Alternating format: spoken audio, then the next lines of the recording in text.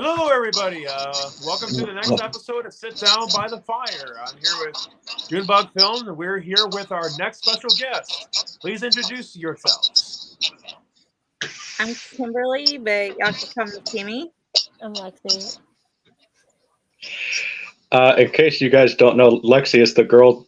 She decided to have and overcame herself with emotions after beating a Power Ranger. So that's one of the reasons why Eric found her.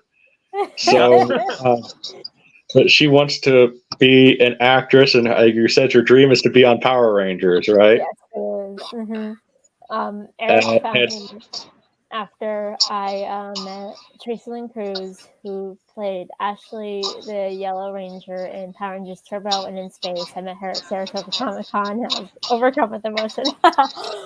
You were, yeah. Yeah.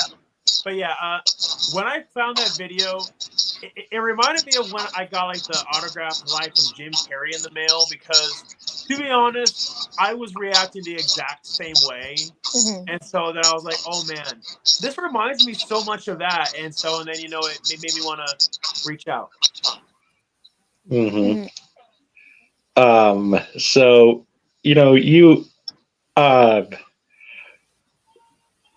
so through Eric's channel, we've talked to Lexie, and she wanted her friend to join. So, which, wow. I mean, hey, more the merrier.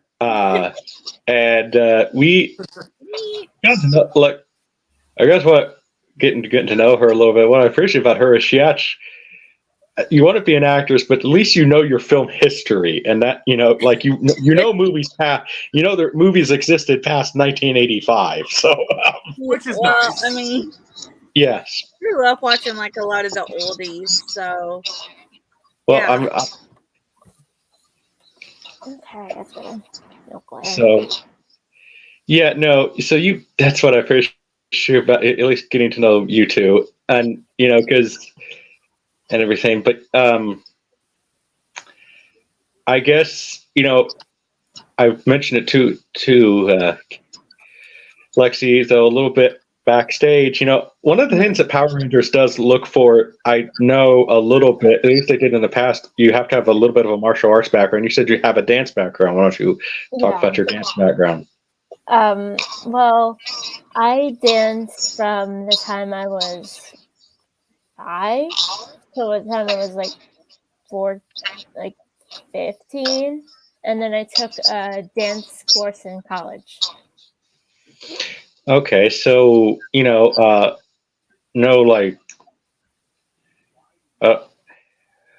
all right. Well, you want to talk a little bit about your dancing career, or no? No medals or anything like that, or no. Or trophies. I'm mediocre at best, but I can still move. Well, I guess as long as you can make it look like you can do those kicks and I can't do a cardio maybe to save some. my life, but I can kick and I can move. Well, as long as you can do some Jean-Claude. Hopefully she could do some. Well, hopefully she could do some Jean-Claude Van Damme splits or something. That would be pretty awesome. But you could talk a little bit about your acting background, because you said you want to be an actress. So that started in theater because all theater kids, except I started my senior year. I'm not on stage, so that wasn't until college. And community theater. And I had an extra part in some movie that I never saw. And then I did 2 community theater productions. And then I was an extra in a music video for a band called One Duo. And the music video was called People Like Us. It was a fun experience. We got to film in a skate park on Long Island. It was 90s, 2000s themed. It was really fun. Nice. What about your acting background there, Kimmie? I I started like really young, like doing church plays and school plays, and then eventually high school. And then most recently, the last thing I did was the Glass Castle. I was an extra, like a background extra, and that was really, really fun. So Awesome. Yeah. I mean, I've done a lot of plays and stuff, but never musicals. But it was really fun to do those plays and Yeah. everything. I just Never done any musicals either. yeah, I have Ah. a love for theater. Just Um, Mm-hmm. Well, I want to. You told us on Eric's stream one time. Why don't you say what happened afterwards with the Power Ranger actress? Oh, story You time. you got Oh, you got to have a free. this was a She good day. Okay, let me explain it. So, Tracy is amazing. She's like the sweetest, most kindest person in the world. I talk with my hands a lot, so if you see this, it's That's normal. okay. So it's okay. But You can have jazz hands. It comes in handy. anyway, so Tracy, she's amazing, and I was so nervous before talking to her. And as soon as I just started talking to her, like all those nerves just went away. She's just like a chill, cool person to talk to. Like less of a celebrity, more of a friend, you know? And Mm-hmm. I actually got to have lunch with her in the green room at SEC, and like I was like, oh my god, it was amazing. That is awesome. I know, Yeah. it was so cool. And I got to hang with her basically the whole day. I only went to like 2 things. Like I went to like trivia, but like then I came back until the end of the con day, and it was so fun. She's just so amazing. So, out of curiosity, what exactly did you have for lunch with her? Was it like a sandwich or what? It was a salad, and there was a box of pizza in the green room. So but it was cold pizza. It wasn't great pizza, but it was pizza. Nice. That's pretty cool. And no, I told Eric, because Eric actually was nervous, about contacting celebrities for his projects, and I'm like, well, just reach out to them. And what advice did I give you, Eric? So, the advice Junebug gave to me, they all poop. But I told him. But I told him with that, yes, just go and call them, reach out to them, and everything. But with that, they also have to, we also learned that some celebrities are not as nice as others. One specific one, we're not gonna dog on him or mention his name, but he was just very rude to Eric in a private phone call, and we're like, okay, well, until next time, Eric, if somebody's rude to you, doesn't matter, it doesn't matter who the celebrity is. The best response you can do, since they take the time to call you click, because they're not going to be. I don't have time for people. I don't care if you're Robert Downey Jr. If you're going to be rude, then click. Yeah, and then because of that, I then contacted Kane Hodder's agent, Judy Fox, which then gave me the keys to be a part of the Screen Actors Guild. So I was just about to get into SAG, but then the whole Hollywood strikes were going on. I was like, well, it sucks with the strikes, but in the long run, my future self will thank me for it. Mm-hmm. Thank you. Yeah, thank you, Emperor Iger. Strikes are still happening. They're going on day 100. So. Yeah. Well, I mean, writers are getting back in the writers' room, but SAG is still striking. Yeah, as far as I know, next negotiation is supposed to be tomorrow. Yeah, as far as I know, Power Rangers was a non-union show, and that's why a lot of the original cast from Mighty Morphin left, like Austin St. John, Walter Jones, and the original person who played the Yellow Ranger. I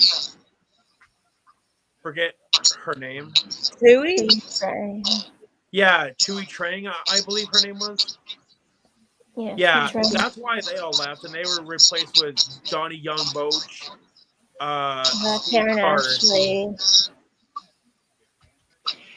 And I think now Power Rangers is a union show now, but I'm not entirely sure. I think that was just once and always. I'm pretty sure it was non-union in New Zealand. I don't. But why don't you? I don't know what's the movies that inspired you girls to want to become actresses? Oh gosh. Oh God.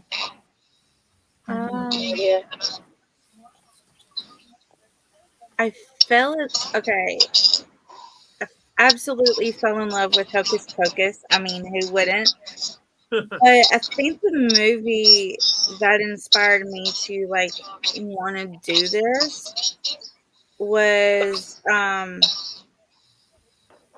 oh, there's so many.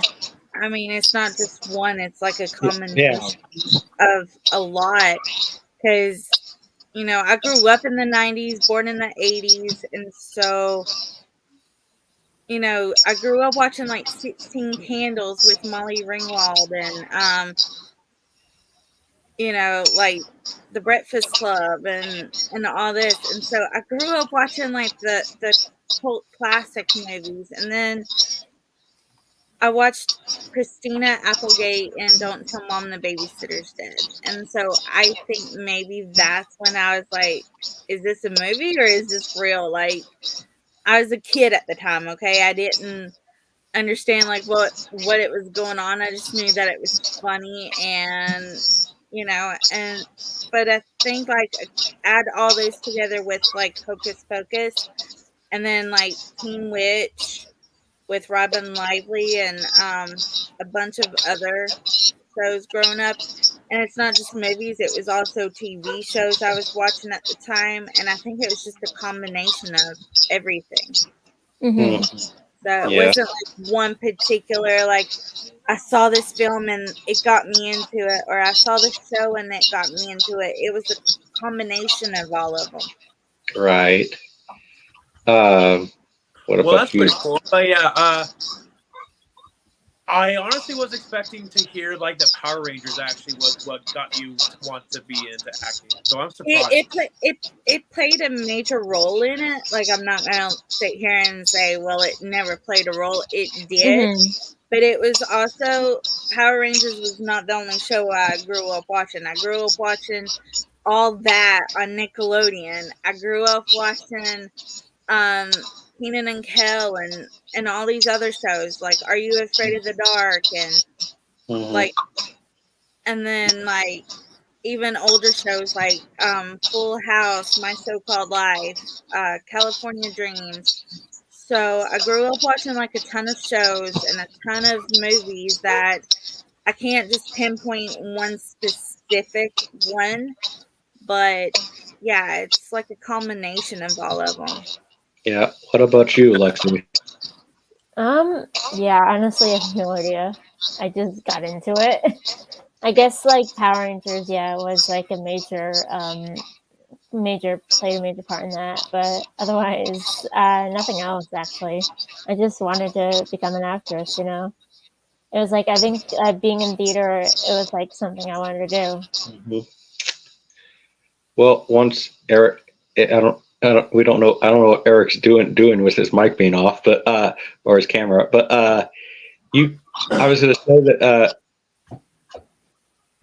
I did discuss try to tease Lex a little bit when we were in the back that it was her wanting to be an actress, and we can find a part for Kimmie too. Eric, why don't you tell her what the offer is? The offer for Lexie, right? Oh yeah, and if Kimmie wants to, she can do it too. Okay, so I know that Lexie made it very clear saying that she's not into horror films, and and that's fine. I'm not going to dog her on that. It's because that everybody does have their own personal taste in entertainment. But so me and Junebug saw what they did with the Winnie the Pooh horror film. Is because they were able to do that since Winnie the Pooh is now public domain, and the fact that the Winnie the Pooh horror movie was made for so little money, but yet it made a ton of money at the box office. So then me and Junebug were like, okay, so what's a public domain property we could take advantage of?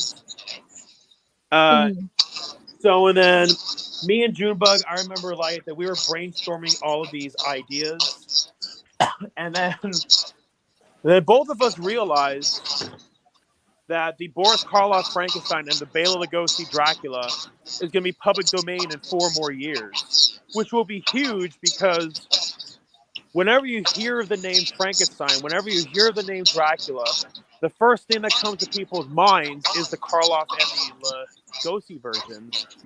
Mm-hmm. And we noticed that legacy sequels definitely tend to be a thing right now with Halloween and all that.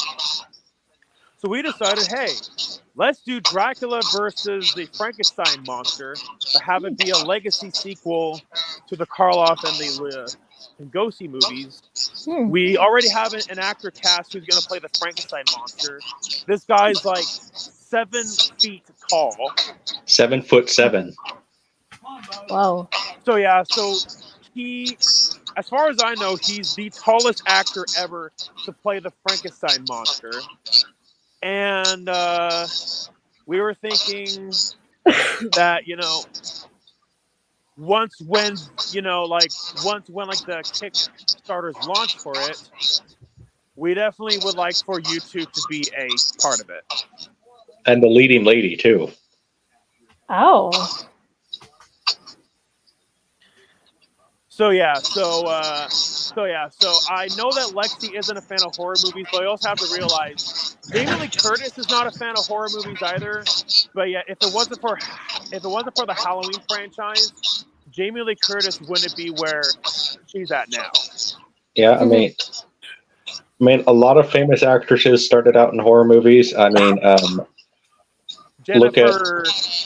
I believe Jennifer Aniston did as well with the Leprechaun films. She did, and even Gloria Stewart, who had an amazing career, and then people that now know her as the old lady in Titanic. So she did the old dark house. So wasn't she also in The Invisible Man? She was. Okay, I thought so. So that was the offer that we were going to tease you. I was teasing you about in the back, Lexie, because I think you could do it, and you'd be the lead. And especially with Eric getting into SAG, hopefully this can be union, and Eric could probably pull some strings and actually get you your SAG card. Mm-hmm. Yeah, and I certainly hope that the actor who we got to play the monster, I certainly hope that he's a union actor, but if not, I'm pretty sure that we can figure out something. Well, because this guy is perfect. Well, yeah, he's 7'7". We're 3 inches away from the book, which good luck finding an 8 foot tall actor, but we've officially broken the Guinness Book of World Record as far as casting the monster, which was previously held by the original Dracula versus the Monster. So oh yeah, the less said about that movie the better. Yeah, so we decided our plan is to make a good version of Dracula versus the Monster, and I did tell the girls who we are considering to play Dracula, because I decided to say it just because it's like, hey, if he happens to see the video, awesome. I did tell girls that we wanted Ramin Karimloo to play Dracula. So Yeah, and if we get Ramin Karimloo to play Dracula, that would be huge because this guy's like a really big name Broadway actor. Yeah. But yeah, we want him primarily because he has the Bela Lugosi eyes. so I guess next question is do both of the girls accept the part? Because I mean, we could maybe Eric. I don't know. Maybe they could be like maybe they could like be a female Abbott and Costello type or something for the lead, right? Well, we were planning on Dracula versus Frankenstein being a more serious movie, especially considering that I really don't want to be typecast like doing like comedy. Well, I mean, I would. That's what I was trying to tell you too. Like, you know, we at least want like if this movie was made like in 1951, because this is kind of like supposed to be like it's okay. How do we describe this? Legally, this is a legacy sequel, but in our headcanon, this is more of a tribute to all the Universal monsters.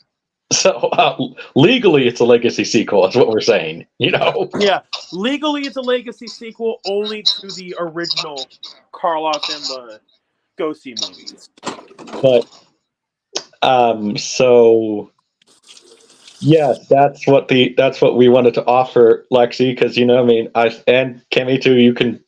We could find a part for you, but it's because I don't know. I'm not gonna lie, that video.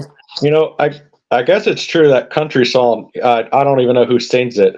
When tough little boys grow up to be men, they turn into be babies again. I'm not gonna lie. When as I've gotten older, that Lexie's video made me decide to be a sissy, and I cried while watching it. So yeah, because I seriously can't stress enough. Like watching that video reminded me so much of how happy I was getting that autograph from Jim Carrey. Because let's put it this way, I had to put in a lot of work just for me to reach out to somebody as famous as him. Yeah. So hopefully, and I mean, we're planning to film it in black and white and everything. So, hopefully they say yes. But yeah, so Lexie and Kimmie, what are your thoughts? I don't know if Lexie's still there or not. She, I kind of like the idea, especially with the fact that it's a legacy versus just a random one-off. Yeah, so exactly. I do love that you're trying to keep it with the original versus just doing your own thing and remaking it and all that. So I think that's a pretty cool aspect. And I do think, it's something I'd be interested in doing. Okay, Sure. cool. So it sounds like Kimmie's in. But yeah, Lexie, are you in? It definitely sounds interesting. Yeah. is that a yes or a no? I think it's a yes. That's a yes. Okay, well, Figured so. So now we just gotta we'll let Daniel know that his the monster's leading lady is casted, and also friend of leading lady. So but yeah, so this is not gonna go on short. The only thing that concerns me, and we can talk about it privately and all that stuff later, is how we're gonna get there and how we're gonna do this, and well, which is why that we're really gonna rely on like the Kickstarter. And so when the Kickstarter's launched, share it and make sure people have seen it. I mean, heck, Lexie already has her connections to Tracy Lynn Cruz, and so Tracy probably could share it. I mean, I'm not saying that she has to donate money to it. I mean, if he Mhm. wants to donate money to Well- it, fantastic. But if he can't donate, she probably could. She probably could at least share it. Me and Eric have a plan. Eric is in good with a lot of horror movie, communities and everything. Our plan was just to self promote it on a lot of the horror movie podcasts. Be interviewed by them, talk about the movie. Saying that this is a tribute to the Universal monsters. I guess mainly as a celebration and maybe as a thank you, saying, "Hey, yeah, these movies are going to go into public domain, but it's more of a thank you, I guess, is how I would say." And Yeah, because say what you want about the Winnie the Pooh horror movie, but what the movie at least did, it at least got people talking what you could do with the public domain.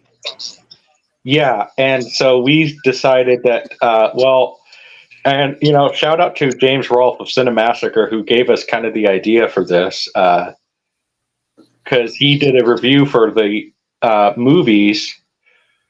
And the movies of Dracula versus the Monster, because there's 3 of them, and They all suck. yeah, and so he said, well, 40 years, they waited 40 years to do this movie, and another 40 years, and now it's 50 years, somebody should just remake it. And I'm like, well, why not us? And Eric was a little nervous. I said, Eric, just do it, because what do you have to lose? I mean, because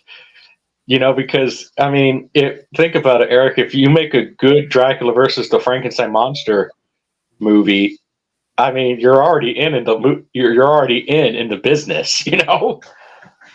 I mean, Yeah, and if we could get somebody to do that Jack Pierce style makeup, then awesome. I mean, and Eric, like I said, with it being unionized, especially if you get into SAG, guess what? You have a higher chance of winning an Oscar. So, and so who knows? Who knows? Lexie could have a Tatum O'Neal moment where her first movie she wins an Academy Award. that would be the dream. Yeah. You know how like you have people who are like, I just want to win a Oscar, Grammy, and all this. My dream award has always been a Tony Award. That's always been my favorite award ceremony. That's always been like my absolute dream role. So I think like if I got that, I'd be happy. Yeah. I just kind of told myself, I want to win them all, and just have it in my living room. Look, I won an Oscar. I have a Grammy. I have a Tony. I have a. I mean, it wouldn't hurt to have all those, but like the one I really want to win the most would be like a Tony Award, because I feel like Tony Awards are underappreciated. Like I feel like they don't get enough credit like the Oscars or the Emmys and all them do. The Tony Awards, if it weren't for the Tony Awards and it weren't for Broadway, a lot of the stars wouldn't have jobs. Because a lot of stars have started on Broadway, and if you think about it, it's the truth. A lot of stars start from the very bottom. And so that kind of goes with the Emmy too, because a lot of stars start on soap operas or small shows like that. And so it all goes back to the stage. Yeah, and if it weren't for those 2 awards, but namely I'm more biased towards Tony Award because Broadway. But I feel like if it weren't for the Tonys or the Daytime Emmy Awards, there wouldn't be, A-list celebrities. I think Paul Walker started on soap operas. I think John Stamos started on General Hospital as Blackie Paris back in the day before Full House. So I mean, a lot of A-list celebrities have started on like small shows, and look at him now. So, Matter of fact, I believe that Ben Affleck and Matt Damon originally they started off as just being like background actors, and look at where they're at now. Right. I mean, you got to start somewhere, and sometimes the big opportunities you got to take them. And you know, Eric and I have a plan. I mean, basically, you know, with this movie, I mean, we just probably go on, just ask to be a guest on horror movie podcasts.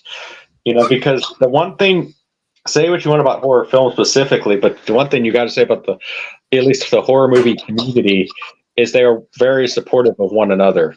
You know, and if you sit there and say, you know, just say, hey, we want to self promote our movie because I'm going to say we want this to be the biggest Kickstarter ever, you know, because, and I'm even going to say this, Eric.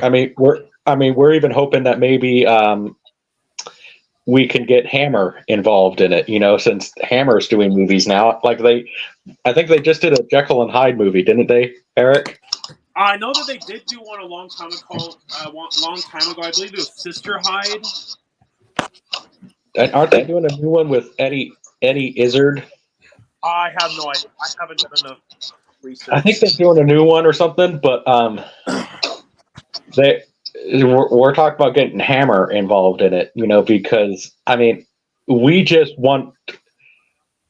want this to be the like, and I'll even tell I'll even tease the girls again, but backstage I'll even tell them a little plan we have. So Eric, don't tell them. But no, but that's mainly what we want to do. But did you? How many other celebrities have you girls met? Whoever wants to go first, because I know Lexie has her wall of autographs. I have autographs, but like, besides Tracy, I've never met any of them. But at BroadwayCon 2020, it was like dead ass a few months, like 2 months before like the pandemic. I got to meet Taylor Louderman from Mean Girls. Nice. Musical. And yeah, she was so nice. Did you meet them at like a Comic-Con? BroadwayCon. Nice. yeah, I've met like a lot. Some of them rude, obviously. Some of them the nicest ever. Chris Angel is probably like one of my faves that I've met. So sweet. I mean, the fact that he literally stated that he wanted to stay and get a picture autograph with everyone before they left. You don't hear celebrities doing that, you know. Right. Some of them who do stage dooring, just they'll go around, they'll do it, and then they're done. But Chris took his time and actually interacted with fans. It was like if we talked to him, he did talk a little. Granted, he was moving, he would, you know, chit chat with you for a minute. And so he was one of my favorites. And met him when he did a Broadway show. Like his magic show is like on Broadway. So technically he was on Broadway. He was at the Lump Fontaine Theater. And so that was pretty cool. I've met Noah Galvin twice. And it was the same week that I was there with my friend. I think it was the day after we saw him on Waitress, like on Broadway. I think it was the day after or a day after that. It was like within a day or so. And he was like the coolest, chillest person ever, just so sweet. I saw Andre did Shields, but didn't get to meet him. But my friend met him. Gosh, I met several NASCAR drivers. Yeah. Got to see Bret Michaels, didn't get to meet him, but I did get to see him in concert, if that counts. Yeah, I've met a lot. Yeah. Well, it sounds like Chris Angel kind of took advice that I heard from Ronnie James Dio. And Eric, you heard something similar from Vincent Price from Victoria Price.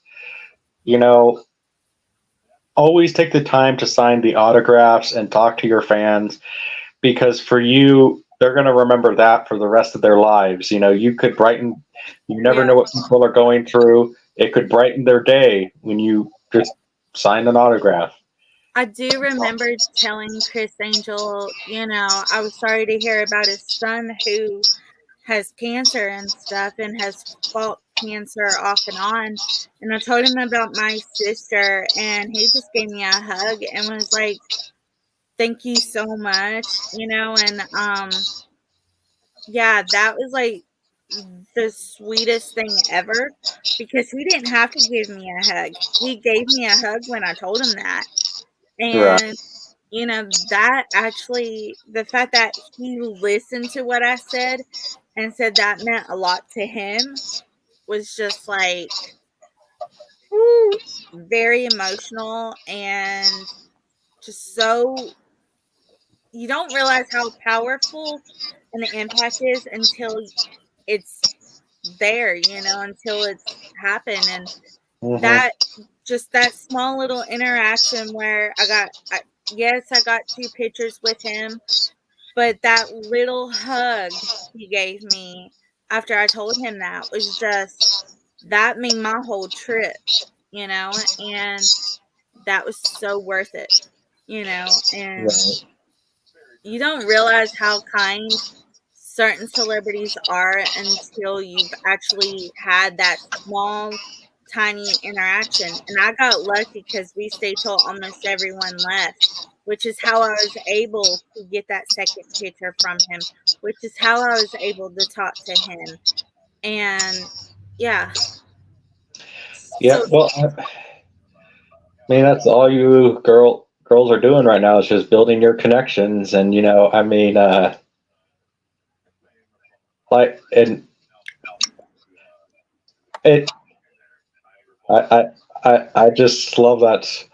I love that Lexi's story, and like I said, she's living kind of living a little bit of a high life right now. Because I mean, how many views did that get up right now? From what I saw, it got quite a bit of views, and so I also find it a coincidence, like the Kimmie met Chris Angel, because I also met him as well way back in 2017. So Yeah, I'm jealous of Eric too because he got to meet one of my favorite bands, modern bands, I should say, Hailstorm. yeah, I met them way back in 2010. I've Yeah. also I've also met they were a Christian band, but December Radio, I've met them. I've actually met Brian Head Welch and his band Love and Death. So like I've met him like 3 times already. So sweet. I Mhm. mean, absolute sweetheart. I mean, literally so sweet. As soon as he saw me, he recognized my face, but not my name. And he just asked me like, "Hey, how are you? Are you okay?" And just he took time and talked to people. I mean, it was really just like with Chris Angel, they look like they're like this tough person on the outside, but they're so, so nice. Like, honestly, one of the best interactions I've ever had with anyone. Just, and the fact that they really care about their fans, and, you know, that's what really made me realize, like, hey, I thought Chris Angel was just gonna be like one of these, like, yeah, I got to meet him and then I leave, but he was genuinely so kind, so sweet. He didn't have to talk to me on his way back into the theater. He didn't have to do that, but he did, and Right. Brian Head Welch, like, I got to talk to him, and a little bit, and he could have told me, okay, well, nice to meet you, time to move on, but he didn't. And Mm-hmm. it's interactions like that that are more meaningful, I think, than, just an autograph and everything. When I met Noah Galvin the first time, it was stage dooring, really sweet and all. But the second time I met him, so kind, so sweet. He was just sitting, like standing against the wall at the theater waiting to go in for rehearsal or whatever. My friend was like, "That's Noah Galvin," and I'm like, "Where?" And I was looking, and she goes, "He's standing right over there." So it was kind of embarrassing for me to ask him if that's who he was and if I could get a picture with him. And so sweet, the sweetest. I mean, he was like, "Yeah, you can take a picture with me." We talked to him for like what felt like 5 minutes. I mean, you don't get that with just any celebrity. Like, so the Right. fact that I've had like a few interactions with certain celebrities, whether they're big name celebrities or just Broadway stars, the fact that I had that interaction with Noah, so sweet. So Mm-hmm. he's funny, but so kind. And that's like how you get someone to become a fan favorite. You've got to be kind. I don't think it's too much trouble to ask for a little bit of kindness. I get that celebrities are human just like you and I, and we have days where it's like everything annoys us, and days where it's like, oh, hey, how are you? Are you fine? But it doesn't take like 2 seconds just to be kind, even if you're having a bad day, because that person could be having a bad day too. And them just talking to you would brighten up their day. Uh, So, Oh yeah, well, definitely. Because without your fans, to put it bluntly, then you're not going to have a career that's going to pay the bills. exactly. yeah, and on Sit Down by the Fire, we don't. I mean, unless you're a complete jerk and you like I think the only one we have called out for on a either Eric, either we did it on one of your lives or an episode of Sit Down by the Fire. We did call out the guy who did the remake of Texas Chainsaw Massacre. That we called out that guy, but that from what I've heard, from what we've talked about, I can't remember his name. Andrew something. Andrew Barnescu, but yeah, the guy you're talking about, he didn't direct it. He just played. Yeah. What I said. Yeah, he was Leatherface, but no, that guy is a That that guy's a guy's jerk. that guy's a jerk. So like, we'll call somebody him out like, but because he just did a lot of stuff. He's banned from Comic-Con, from what I've heard. Oh, wow. Like basically all the controversies, because when Gunnar Hansen died, Gunnar Hansen's the guy who was the original Leatherface in the in the original Texas Chainsaw Massacre movie. When he died, Andrew was like, "Oh yeah, boo hoo. You can go suck on his dead nuts or something like that." I'm like, wow, talk about being disrespectful. Yeah. And then he also apparently there was some stuff he also did at Comic-Con too that got him permanently banned, is from what I've heard. So Oh, gosh.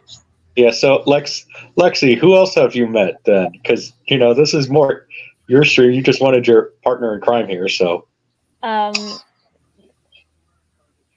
many, and no one else. I mean, although if you count briefly meeting Colin Donnell at BroadwayCon, then yeah, but otherwise, no one else. yeah. Well,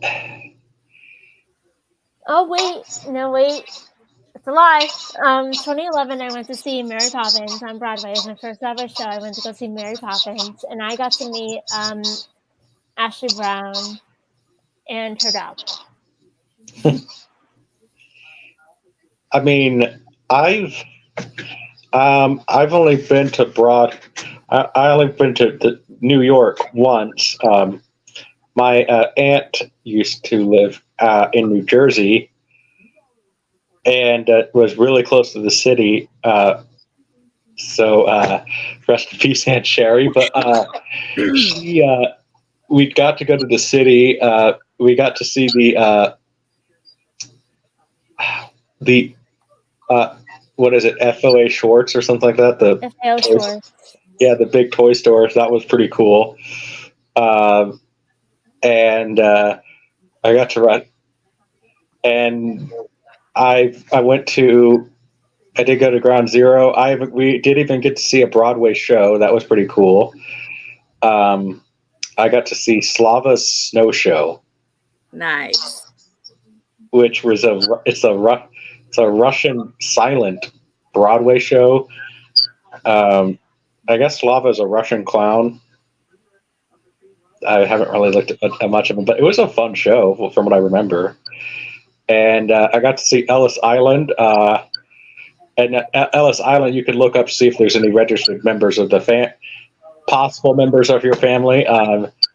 But what we did, I told the girls this backstage one time. But one of the interesting things we found out is that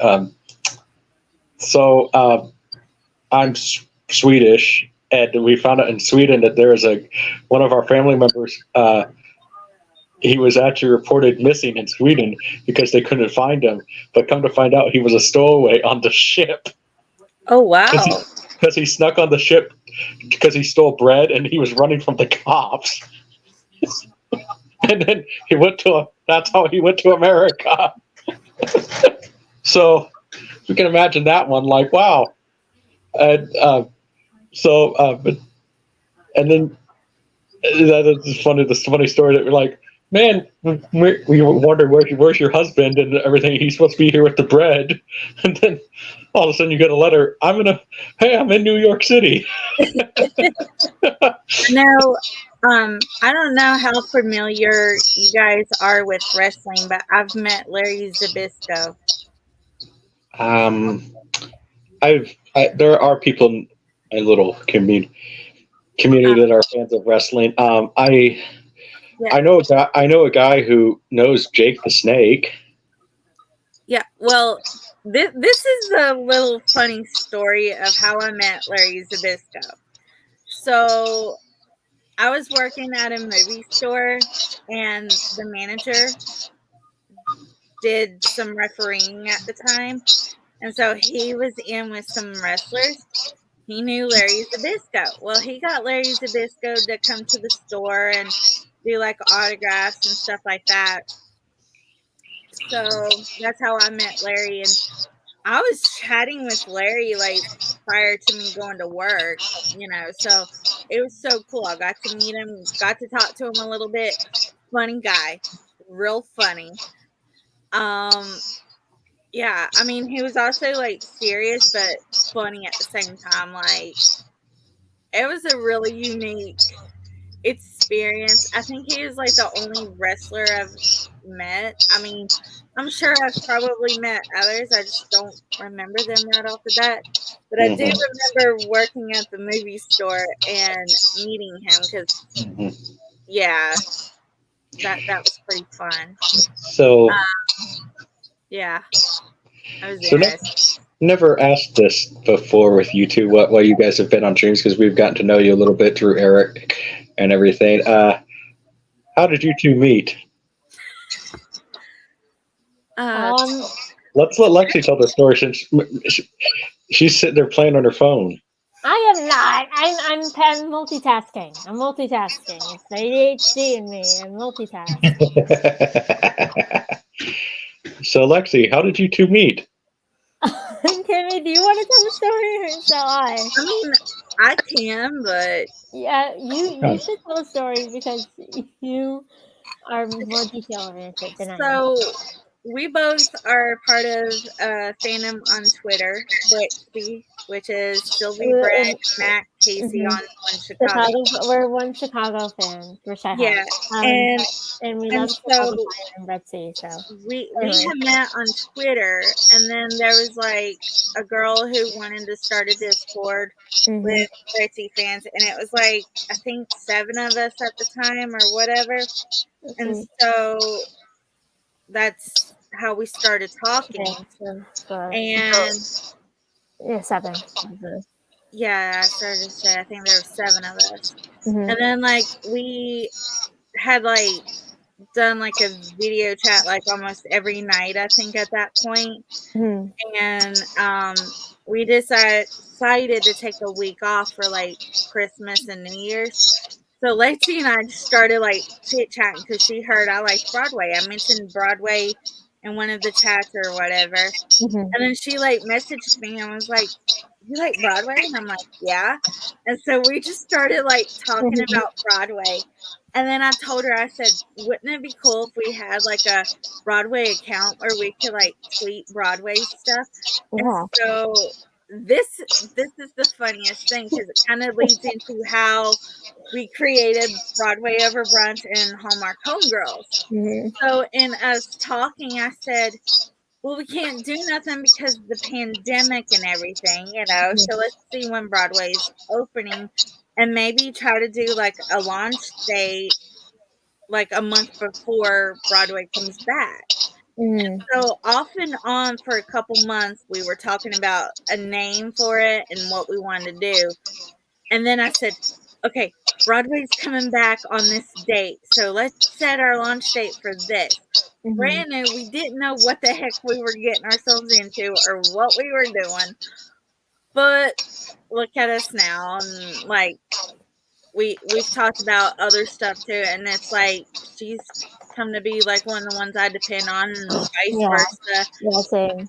So, yeah, and it turned out like we had way more in common than we ever thought we did. Because I Yeah. thought it was just like, oh, we have like the whole One Chicago thing, Mhm. but we actually had, and it's not just Broadway, we have like a whole other stuff. Like there's Hallmark, we have Broadway, we have One Chicago, we have TV, we have movies, we have personal lives that, we're involved in because, like, she hears me venting and I hear her venting, like, we've just become good friends after that. I mean, Mhm. Okay, well, Kimmie, do you want to spill the tea on what happened to that group? no, that would be backstage. Oh, okay. Okay. We'll spill the tea about what happened to that group. Because Yeah. there's some tea. There's some piping hot tea. Yeah. so I guess question for both of you. What's your earliest memory you have with Power Rangers? So I guess I should start. So I started watching Power Rangers when Samurai came out. I think it was like 12 when the show came out. And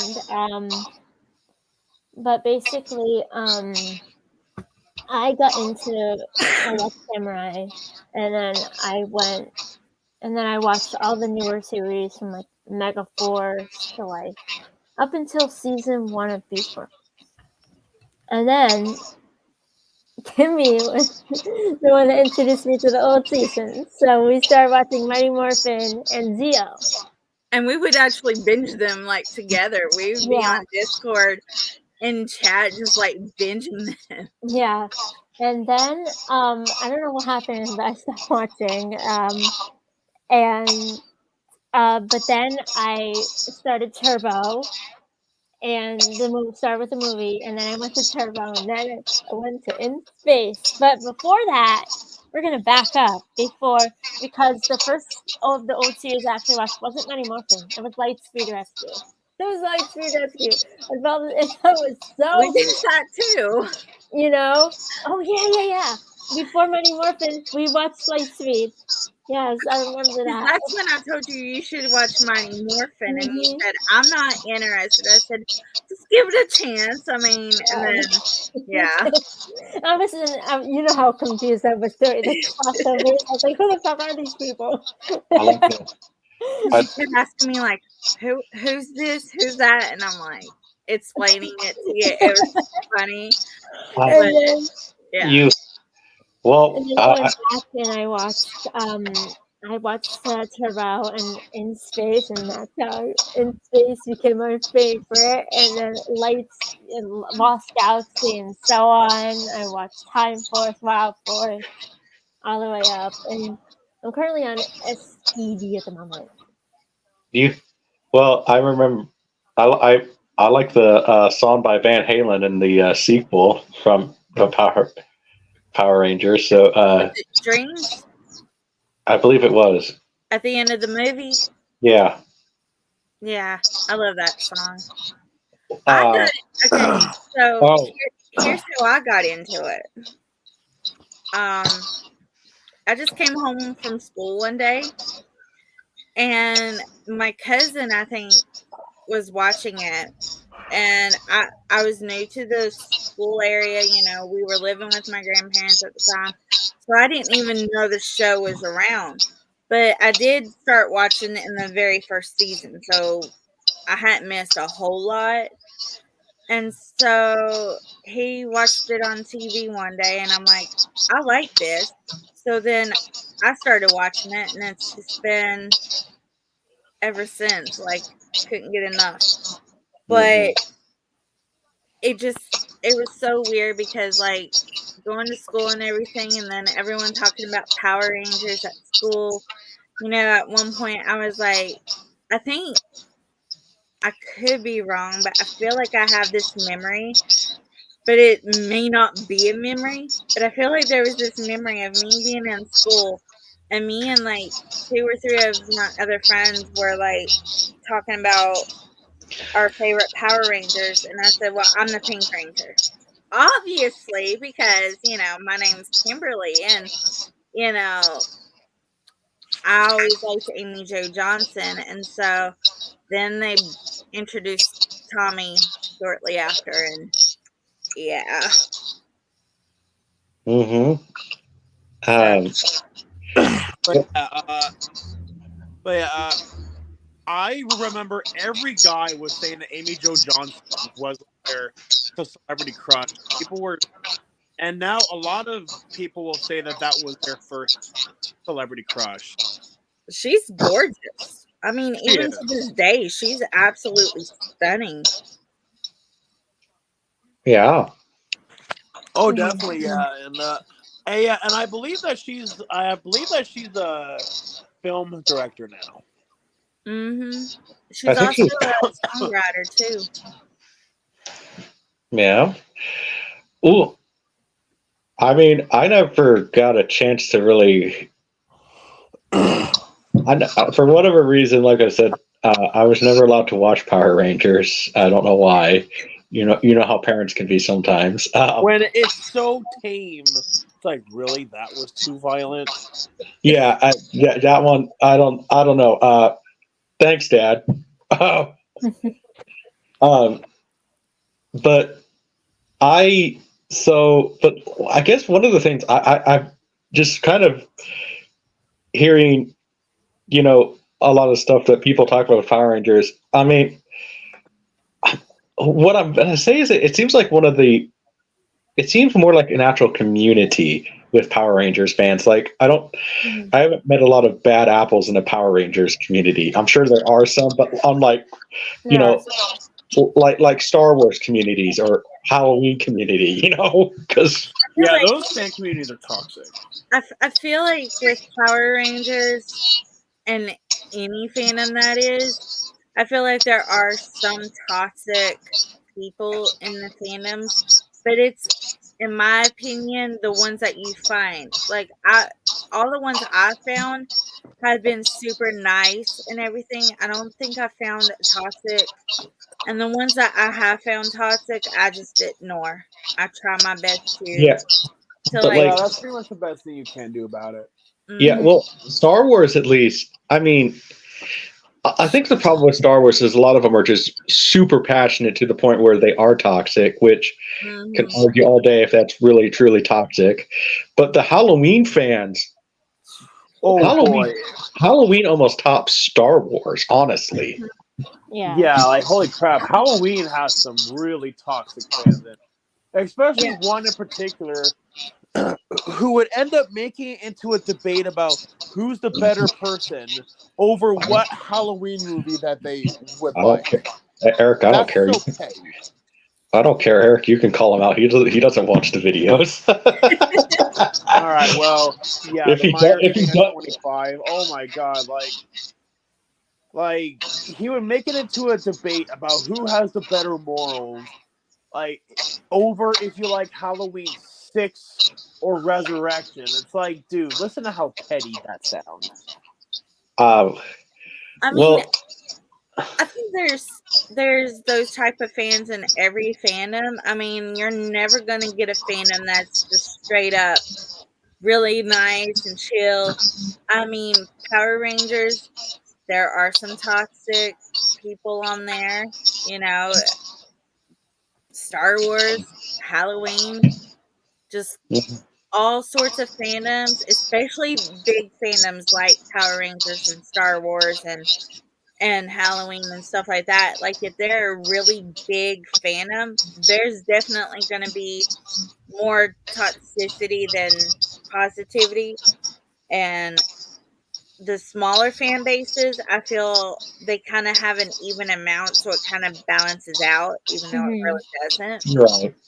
But I just try my best to find the ones who aren't toxic because I want nothing to do with toxicity.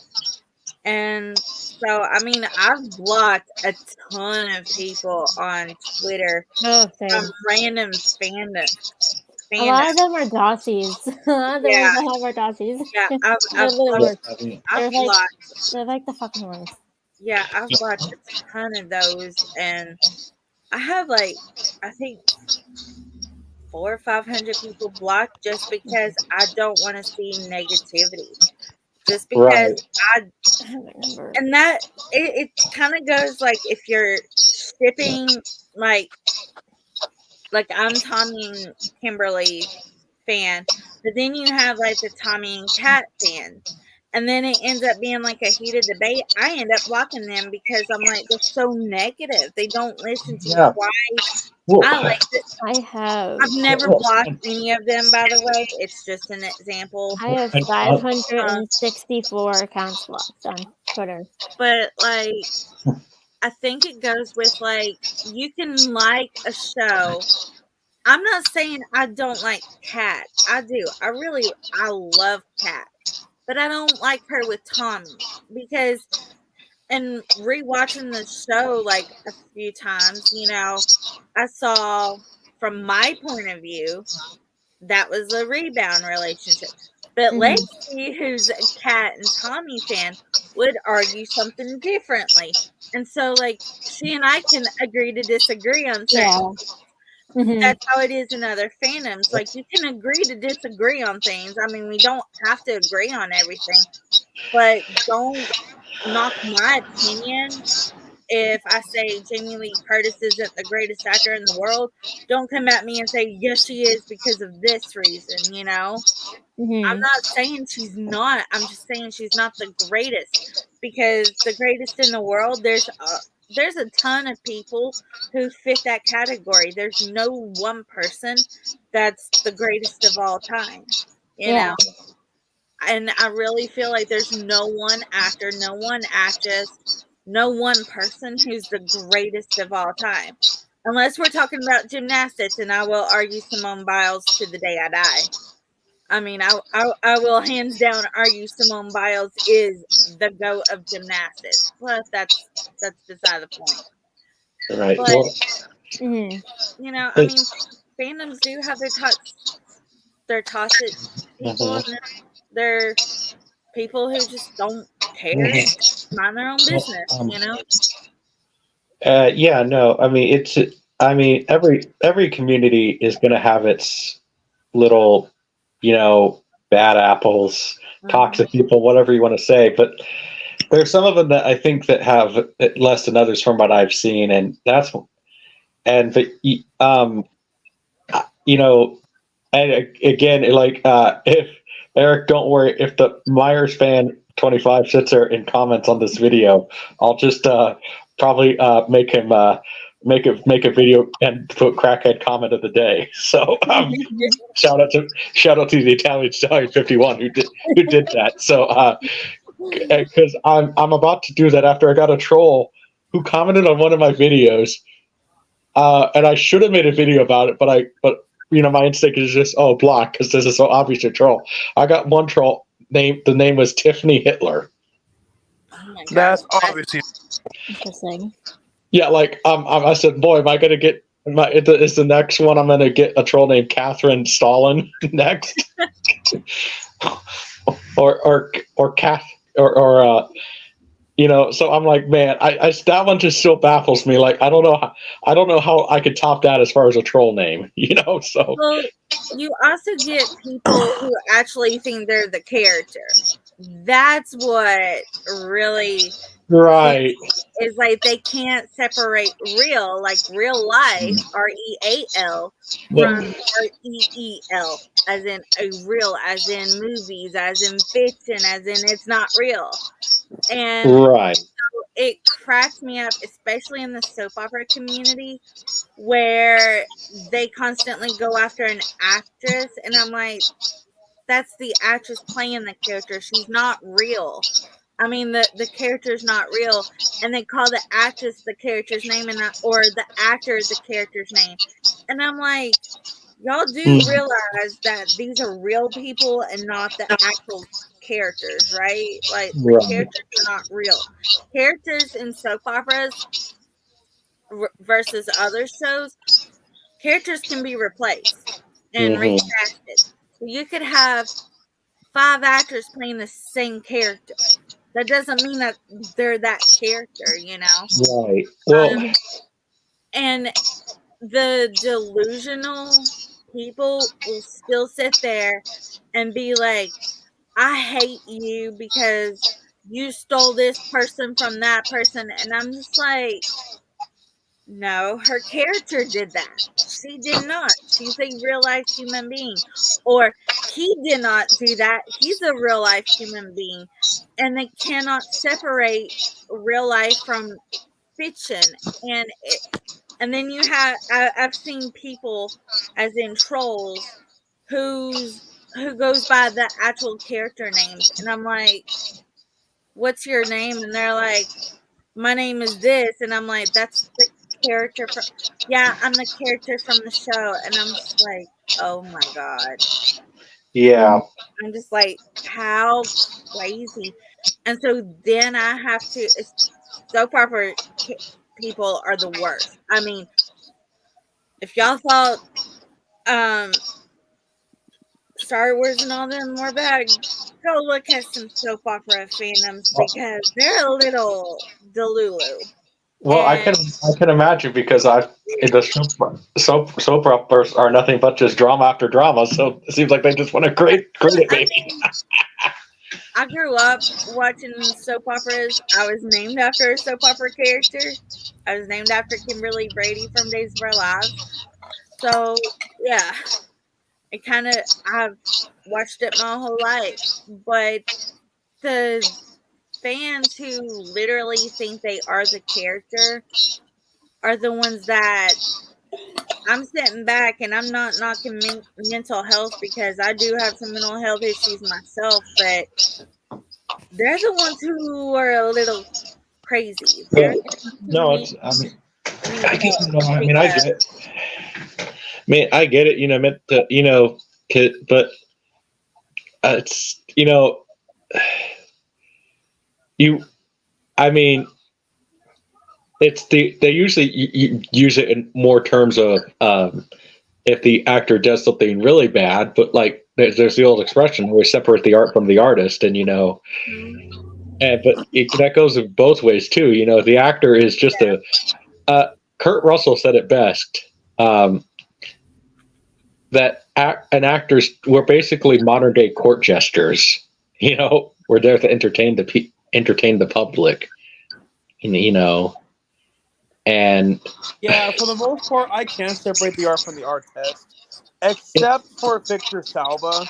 the director of Jeepers Creepers, and that's for a good reason because my dad used to arrest pedophiles, and that Victor Salva is a pedophile. Yeah. And I can't do that with Amber Heard as well, because Amber Heard's just a straight up despicable person. Yeah. Well, I mean, but I'm saying, like, if we know what you're saying. yeah, like, there's a difference between a character who's a serial killer like Michael Myers and Jigsaw and all that, you know, like all those crazy loony bins versus the real life people. Like, yeah, there are real life serial killers out there. Yeah, they're real life, but they're like, you got to separate a character from the actor. Unless the actor did it themselves, you have to learn how to separate a real life person from their fictional character. Yeah, With well, Johnny Depp, I feel like people like Johnny Depp who are method actors, they get into character and stay in character until they're done. And I feel like those are some of the best, but also some of the worst characters because no matter where they go, they're in character 24/7. And I get why they do that. It's to help them connect to the character, help them, you know, with everything. and And some Johnny Depp is and always will be, you know, from Pirates of the Caribbean, Jack Sparrow. We know that. We know he's Jack Sparrow, but he's not actually Jack Sparrow, if that makes sense. right. Like, We know what you're saying. that is his character. Like we know that's his character, but there's only one person who could ever play Jack Sparrow, and that's Johnny Depp. The same with Harry Potter on the movies. Like Daniel Radcliffe made Harry Potter Harry Potter. Like, And you know, and there's certain characters and certain actors who portray those characters that I think, at least for me, I can only see that one person playing that character.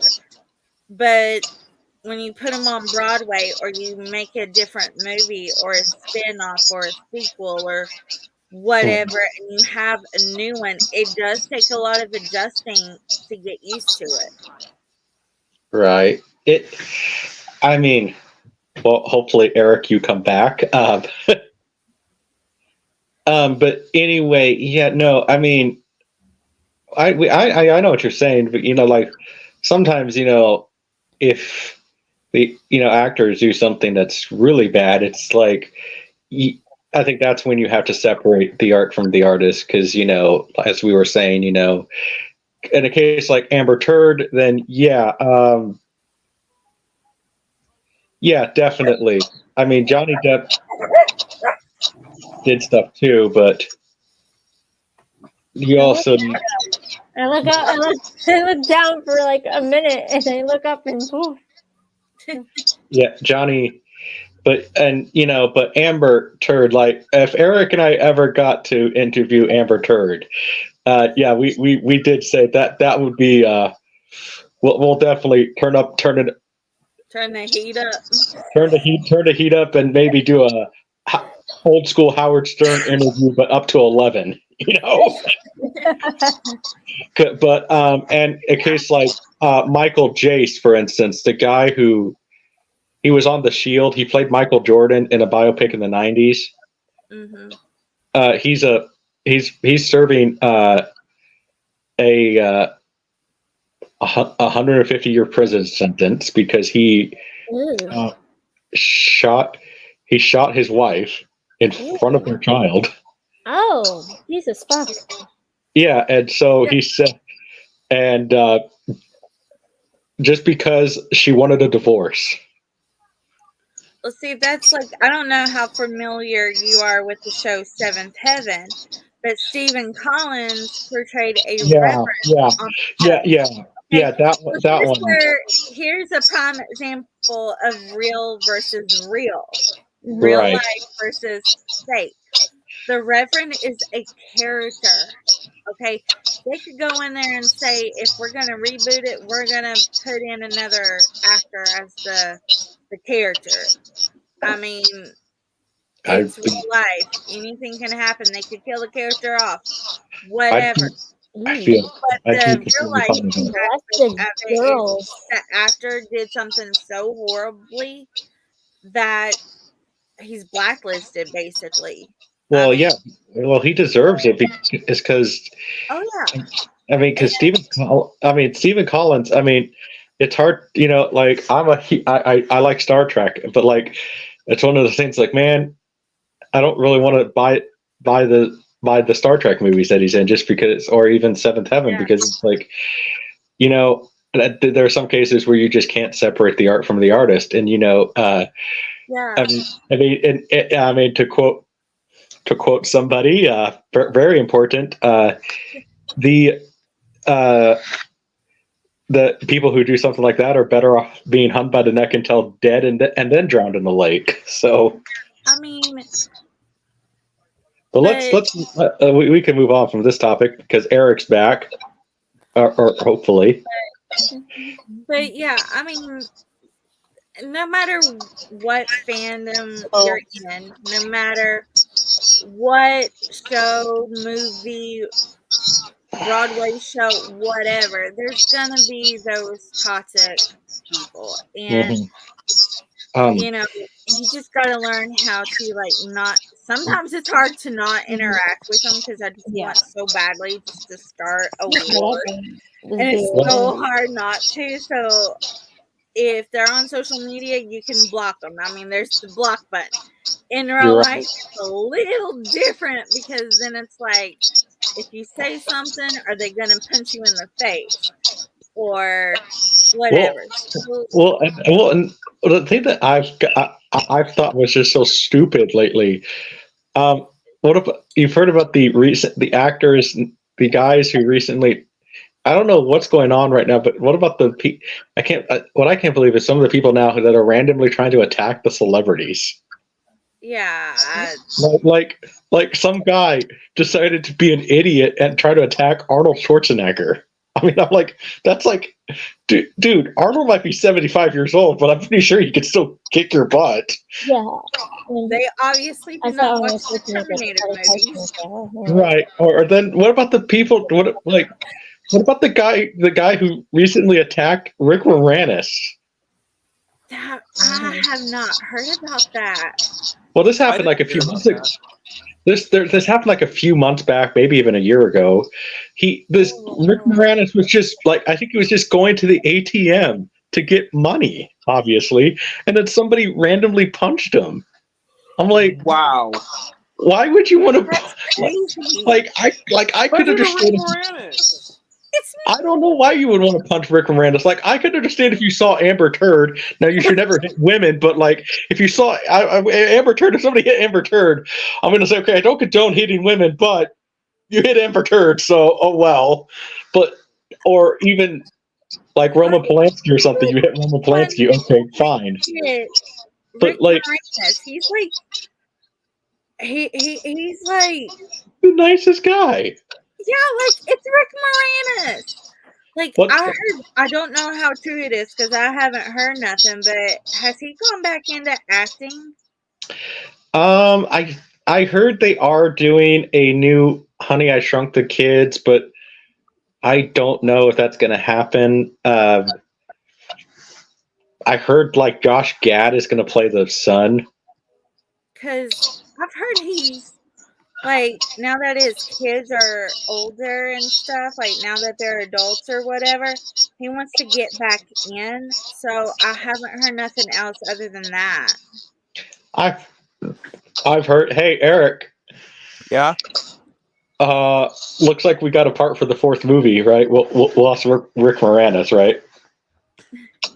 So, like how in the second movie I dissed on Amber Turd, but now I should diss on Rick Moranis? No, you should no. You should no. Opposite, totally. You should cast a part for. We should cast a part for Rick Moranis. Oh, okay. Well, I would be down for working with him because I remember I absolutely loved Spaceballs as a kid, and that's still one of the funniest movies ever made. It is. Oh yeah. But you. Oh my God! I'm surrounded by assholes. Thanks, Eric. Yeah, like, I and do it's not so know if funny. you caught my joke or not. I did. Okay, yeah.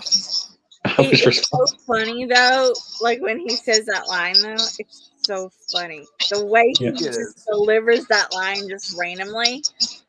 It's just like only Rick Moranis could do that. But one of the no, but I don't know, like, what's with that recently? There's been, like, it happens, like, every few months. There's, like, always some random guy that decides, I'm gonna punch this celebrity. Like, that's assault. Don't do that. And, like, but the one guy, I love it. Somebody tries to drop kick Arnold Schwarzenegger. Did you hear about this one, Eric? Was that the one you were just telling us about? Yeah. He tries to attack Arnold Schwarzenegger. Arnold punched him and sits there. I could hear Arnold. What the hell are you doing, man? Don't do that. What the hell are you doing, man? So I don't know. I mean, so that one was that just happens like every few months. It seems like there's just some random guy that I see the celebrity. I'm gonna punch him. Like, what? Why? I mean, maybe. Rude. Maybe if you did it to Will Smith or something, but like, Well, I certainly hope that Will Smith has learned his lesson. yeah, I hope There's so also too. the conspiracy that if it was all staged, I don't know, but yeah. I don't think that was staged. Yeah, I mean, there's Because also, and this kind of goes back to like mental, illness and stuff. Like you get some actors like Amber and Jada who I feel try their best to, I'm not going to say brainwash, but they hold some sort of power over these guys. And it's like, you're either going to do what I want or I'm going to ruin you, how do I And I don't know, like, how do I put this? How do I put this in a PC way? Yeah, like I was trying to figure out a way, but it's disturbing to say the least. Like how I hate to say it, but these guys are whipped. Now, Johnny, on the other hand, I will give Johnny credit. He did whatever he could to get out of that situation. But I feel like with Will Smith, it's like, I don't think he wants to leave, Well, But then it's like, does he want to leave? And then it's like, if he does leave, what's Jada gonna do?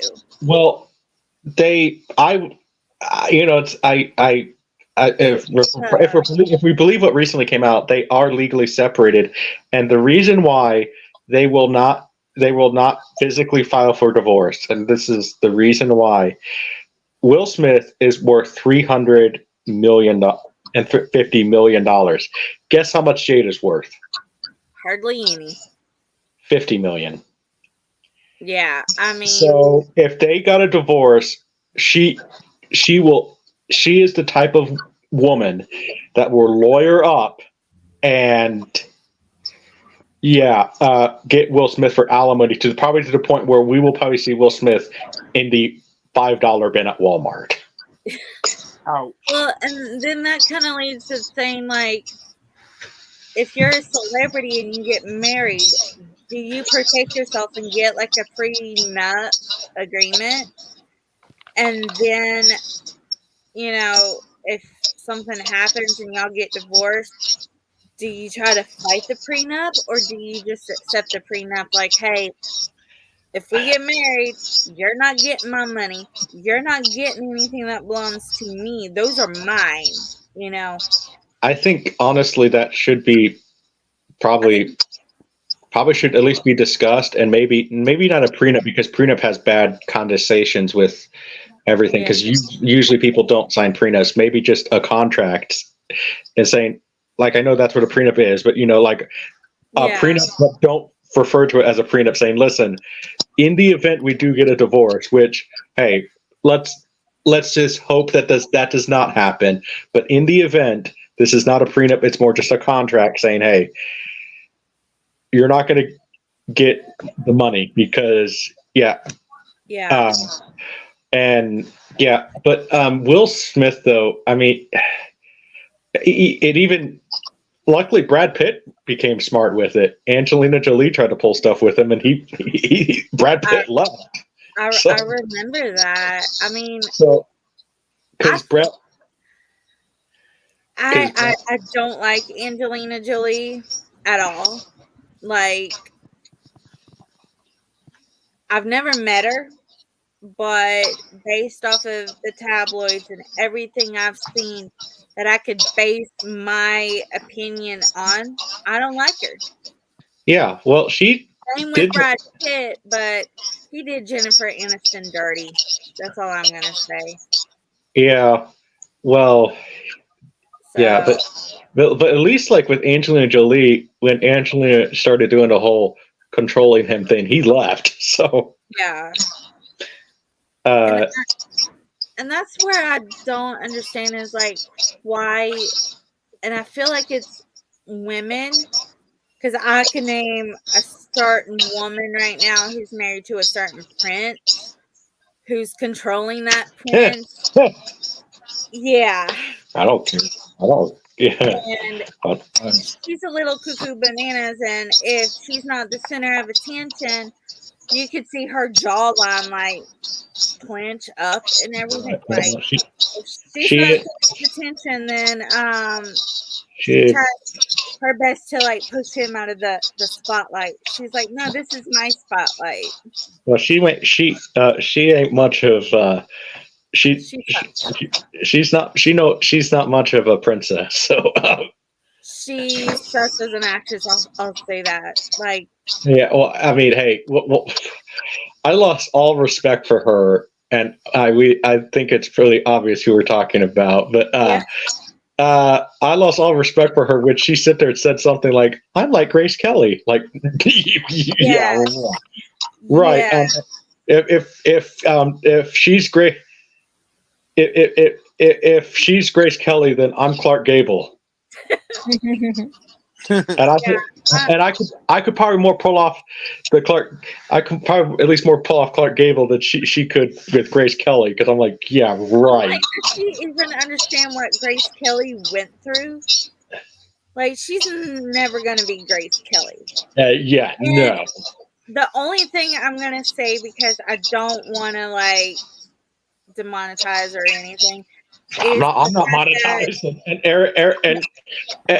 but if anything controversy comes between any of this, it's my show. I'll deal with the controversy. You guys don't have to. So the only thing I want to say is that I didn't like how prior to her being married to a certain prince, she never thought of herself as a person of color, and then suddenly the whole thing just said, well, I never thought of myself as that, but now I am. It's like, you've always been a person of color. You just chose not to consider yourself a person of color until a certain event happened, and then you threw that card out there. That's my take on it. And I'm not racist in any way, but that's how it's not a race. That's how I perceived her being. Is you never thought of yourself as this until this happened, and now you want to play that card. It doesn't work that way. It's not a race thing too, for anybody even comes at me in the chat. It's culture, and that's coming from Denzel Washington, who said that it's not a race thing, it's a culture thing. You know, I mean, and that's mainly what people are talking about. I mean, for instance, it's a classic example. Now you bring it up, the Little Mermaid. That's what people were getting mad about. It's not that you casted a black person as the Little Mermaid. It's that it's a culture, because mermaids came from Danish mythology, and maybe you could argue Greek a little bit with some of their stories. Mm-hmm. Usually in medieval Danish and Greek you know, there were no black people, so But Yeah, yeah, and ultimately, mermaids don't exist anyway. right. True, but it's verisimilitude too. So you know that's the whole concept of movie making. You have to have verisimilitude. You have to make the audience believe, and that's what people are getting at. You know, and so yeah, it's just but no. Again, I if anybody comes at Eric for anything that we're saying, because Eric does not want to get into controversy stuff on his channel. Remember, this is my channel. Eric is just a guest. These girls are guests too. So if you guys want to leave me comments, sure. Like I said, I'll just, and if I think it's dumb enough, I'll just feature it on Crackhead Comments. So I'll just, if you're going to come on my channel, make a scene, then I hope you can handle a good me brutally making fun of you, because it's like, dude. There's a good reason why I don't want to get into controversial topics on my channel. It's because Hollywood's about who you know, and I don't want to. Yeah, well, that's why I just have to. That's why I was just saying this is my channel. You know, this is my company. Junebug Films. I'm trying to start it. Yeah, so that's why I'm just saying. I guess a question for Lexie. So what exactly made Tracy Lynn Cruz, her character? What exactly about her character made you love her so much? I'm just curious. That's a good question. After I started watching the second half of Turbo, I was like, the moment we got introduced to Ashley, I was like, oh my god, she's so cool. Like, and she's so me, like my personality in a nutshell. And that's how I fell in love with her character. And went in space, and I was like, yes, she's amazing. She's more badass. She's more cool. And yeah. and then I followed Tracy on Instagram, and she's awesome. She's so cool. She's awesome. Yeah. Well, did you? What all did we? What all did you? Did you? You keep in contact with her? Oh yeah, she follows me on Instagram. Yeah. And she likes your posts? Oh yeah. She's like the edits I've made. Well, that's pretty cool. But yeah, She's liked my story a bunch of times. Awesome. I'm kind of curious if she's done any other acting besides Power Rangers. No, she hasn't.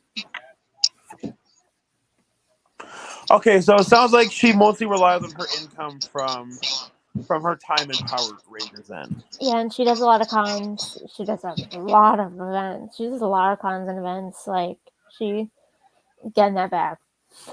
So with that con you met her at, was that a con that was near you? That was at Saratoga Comic-Con in Saratoga Springs, New York. Yeah. And how far is that from you? Just over an hour. Well, that's not too bad. Yeah. And did you go to that solo or with Kimmie or what? Oh no, I went to it by myself. Oh, okay. I've never been to a con. Like, never been to Broadway Con, never been to Comic Con, never been to any kind of con. So I would love to go to Comic Con. I want to go to Broadway Con and Comic Con just once. Well, maybe we can make it happen. You know, since they just have to make content with their podcast. I wouldn't mind making Kimmie and Lexie here capo regimes of Junebug Film. All they have to do is make content. But what I would just say is that maybe when Junebug Con exists, they can actually be guests in it. Or Eric, I could call it RKO 29. Since that's one of the plans is to buy RKO Pictures since they're still around, and they're pretty cheap right now for a studio. Every time I hear RKO, I think of Randy Orton. Sorry. Well, I gotta. I mean, Yeah. he does have a move called the RKO, so. Yeah. Well, unfortunately, I think that I did think that would be funny for Randy Orton to buy RKO pictures, but he can't afford it. Yeah. Because he's not worth quite enough money. But yeah. So I mean, I guess before this. And I don't want to keep you too much, Eric, because I think you got to film some of the movie. And I got a homework assignment that I need to work on. Yeah, so I guess I'll just end this last question. Put the girls on the spot. Oh God. Oh God. If let's see, if you won let's say you got you two here the classic, and the Oscar goes to Lexie and Kimmie, obviously separate, but what would your Oscar speech be? No. Oh. I have no idea. Honestly, I can't. Yeah, I mean, Sallow. I ain't gonna lie, I've thought about it. I had to. It would probably be something like, thanking God, and then like my mom, and then like my dad and sister in heaven, and then like family, friends that stood by me, something like that, and then like everyone I've worked with, like agents, that sort of thing, like, and then just like give like after thanking everyone, it would probably be something like something inspirational. I don't know, just something Right. to like. It's not doing it to stand out and have like the media be like, oh my gosh, her powerful inspirational speech went viral. It's not to do that. It's just because of things I've gone through. Like, it'd be something similar to like when someone tells you you can't do something, get up and do it until you can, or something like that. Like, I hadn't thought too much about it. I was just like, if I did win, who would I thank? And I would probably purposely, and this might sound mean, and again, I may not do it because I don't know. But like, I've also thought about saying like to my family who have hurt me, to my friends who weren't really my friends, y'all suck. Well, yeah, I'm gonna let Lexi go, but that kind of reminds me a bit of my Oscar speech. I had an assignment when I was 16 to write my Oscar speech, and keep in mind with one specific line, I was 16. So, Lexi, what's your Oscar speech? I got nothing. Okay, so Lexi would just stand there and accept her Oscar. So I wouldn't. Just saying. I don't have anything off the top of my head. But I'd also be probably too emotional to speak. Yeah. Yeah. Well, so keep in mind with mine, I was 16 when I wrote mine because it was an assignment in high school. I would like to thank my friends and family and my lovely wife Megan Fox. Yeah. I was 16, and then I would also like to thank the people that said that this will never happen. And I have in parentheses, then look into main camera. Na na na na na na. Yeah, like So I don't know, like because I'm also very emotional on certain things. So that would probably be like the one time where I'm utterly speechless. Mm-hmm. But at the same time, it's kind of like, is this the time where you say, screw you, you didn't care about me when this happened. You weren't there for me when that happened. So why should I thank you in my speech, right. Or do I just say, to my friends and family, thank you for supporting me. You know who you are, Mm-hmm. you know, and it's like, but then am I going to be too emotional to Right. even Well, talk? Because I think winning something like an Oscar, Tony, Emmy, Grammy, like winning anything like that, you're going to be utterly speechless in yeah, my yeah, well, yeah. Yeah. like, Well, real? And well, it's just like, is it real? Did this happen? Like, yeah. did I win? And then it's like if me and Lexie were both nominated and one of us won and the other one didn't, it would Well, kind of be hard to be like, yay, I won, but it sucks because my best friend deserved it too, you know? And so Yeah. it would at kind of that, be like, it sucks, but I won, you know? at that point, I would hope that you two don't end up being like Olivia de Havilland and Joan Fontaine.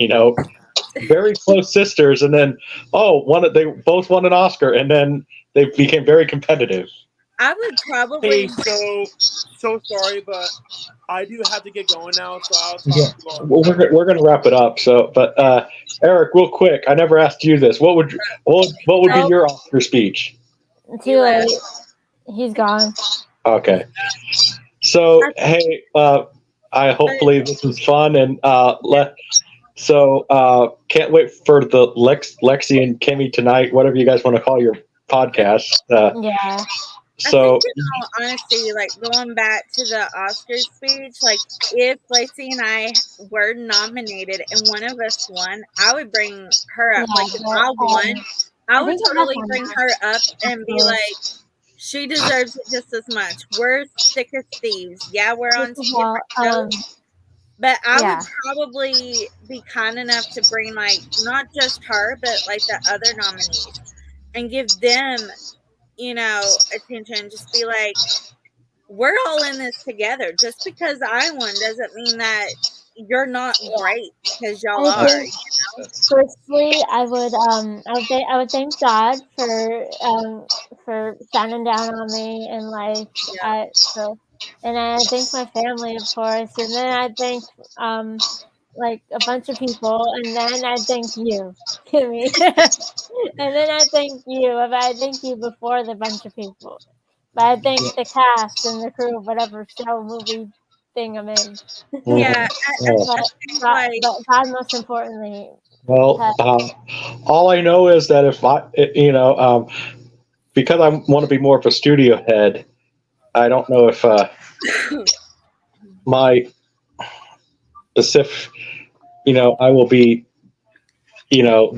there, but winning an Oscar. But yeah, I will probably just be, there hopefully. So, but anyway, hopefully this was fun for you girls, and it was really fun. hopefully you guys come back sometime and sit down by the fire. So Thank you for having us. thank yeah, you. you girls are more than welcome to talk in the back room too. Because I'm going to leave you guys after this. So